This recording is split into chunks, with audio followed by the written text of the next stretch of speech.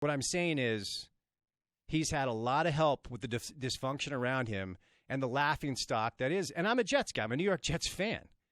They're a joke of a franchise, and they have been for a long, long time. And they sell hope to a fan base that at this point, it's fallen on deaf ears. Le'Veon Bell, Sam Darnold, all the new acquisitions, defensive line, what have you. It's a joke. It's a dumpster fire. And every year we hear this is the Dolphins' year. They're going to be good. And every year they win like 7 or 8 games. All 3 of the teams in the division outside of the Patriots are going to start second-year quarterbacks. I like the Bills' coaching staff, but they're rebuilding. Josh Allen's a second-year guy. Josh Rosen, second-year guy. Is he even going to start with the Dolphins? I like Sam Darnold, second-year guy with New York. So once again, the New England Patriots will have 6 games on their schedule. I'm not going to call them buys, but I'm going to call them something like it. So nobody's saying the Patriots aren't great. All I'm saying is they've had help around them during this great run. If one team in that division could get their ish together and make New England uncomfortable for a couple of games, maybe we would see something different. Alabama in the SEC, dominant, great, help all around them and with their schedule. The greatest player in the history of the NBA, okay, Michael Jordan. When Mike was a young player, people talk about, the 60-point game in the Boston Garden in the playoffs when he was just a pup, late 80s. Guess what? The Bulls lost that game. You want to know why?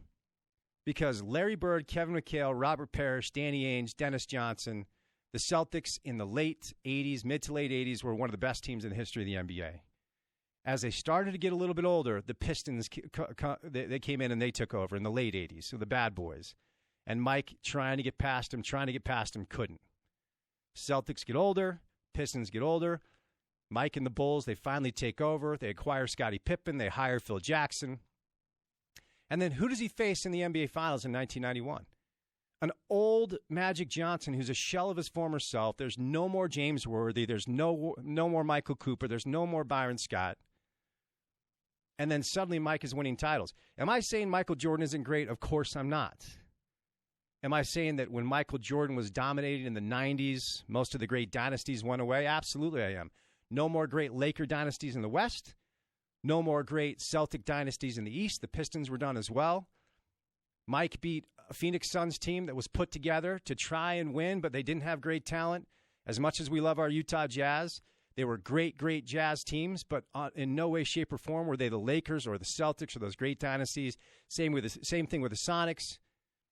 My beloved Knicks in the Eastern Conference in the 90s, bunch of plucky, gritty guys, but they weren't built to beat Michael Jordan and the Bulls. Why am I bringing this up? To bring it all the way back around. I'm so tired of hearing Utah has a really good chance to win the Pac-12, but the conference is down. And what I'm trying to outline here is that every great team in sports, college sports, professional sports, when they rise to prominence, it's not only because they're great. It's also because they have help around them, whether it's injuries. The Toronto Raptors last year, they don't sniff a title if Durant and Klay Thompson don't get hurt. That's just how it goes. You got to take care of your own backyard. You got to make sure that everything is locked in as much as it possibly can be. Players, coaches, facilities, system, execution, all that. But attendant to dominant performance on the field or the court is the assistance you receive around you. And there are no exceptions. None. Zero. You can go look it up. Okay, you need a little bit of luck and you need a little bit of help along the way if you're going to do something special. So both things can be true. The University of Utah can be the favorite in the Pac-12, and the University of Utah can win the Pac-12 while the conference is down, but it doesn't diminish the accomplishment, if you understand what I'm saying. JP, you follow me? Yeah, look at the NFL players on this Utah team. Nobody's going to diminish that. Right. When you see at the end of the year, oh, Bradley Knight's going to get drafted. Oh, Lucky Fotu's going to be a first-round pick. Jalen Johnson's going to be threatening for the top 20. Those guys are all NFL players. Nobody's going to be looking at this Utah team and saying, they don't have talent.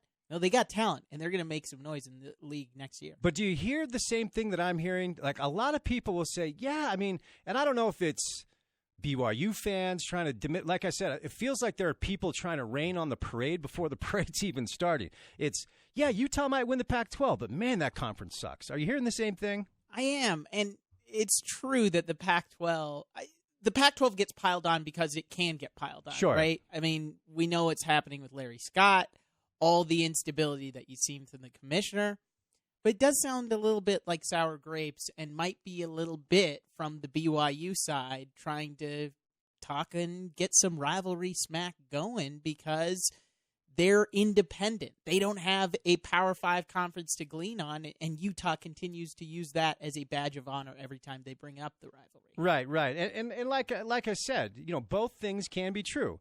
It can be true that Utah is the favorite to win the Pac-12, and it also can be true that the Pac-12 isn't necessarily the juggernaut conference that the SEC is or whatever, but don't rain on the parade before it started. It just makes things a little ridiculous. And JP, I'm serious. Like, I was thinking about this morning when I went back and checked out the Patriots' record against the AFC East. Now, I'm probably a little bit more informed about it only because I'm a Jets fan, but every single year the Patriots have 6 games on their schedule against 3 organizations that can't figure it out. The Jets, the Bills, and the Dolphins. And this year, all 3 of those teams probably starting second-year quarterbacks, and all 3 of those teams will not even make New England uncomfortable.